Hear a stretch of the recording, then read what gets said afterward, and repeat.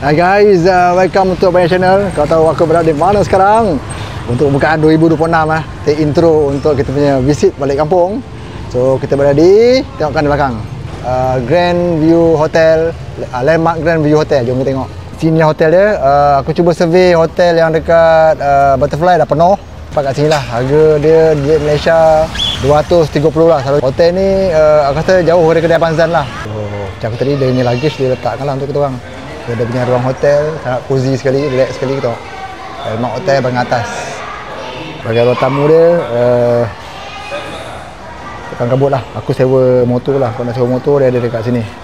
Hai guys, kalau kau datang ke hotel ni, kau boleh parking motor dalam lah. Kau boleh parking motor dekat dalam ni. Dalam ni kau boleh parking motor. Aku parking motor aku dekat ujung sana. Ni ada tunjuk nanti tempat masuk dia nanti. Masuk kat sini, dia punya lobby dia, hotel dia lah. Hotel kau masuk sesuai untuk kau ni. Boleh aku dekat ujung sana. Nanti aku tunjuk jalan dia. Let's go. Laluan hotel bilik ni tengok cantik sekali. Aku punya bilik kat ujung sekali. Jom kita jalan.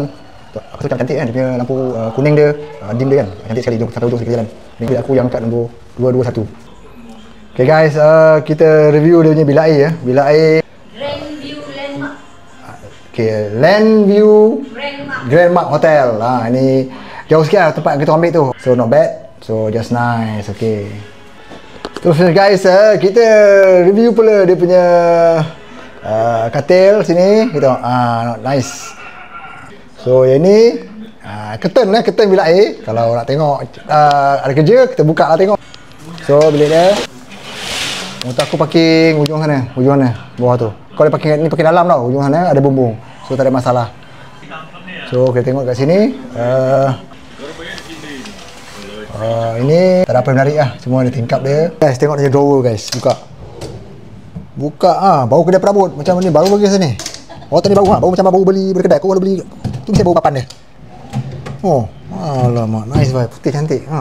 Dia baru refurbish, mantap lah. So fridge dia bekalkan dengan fridge, tapi air tak ada lah.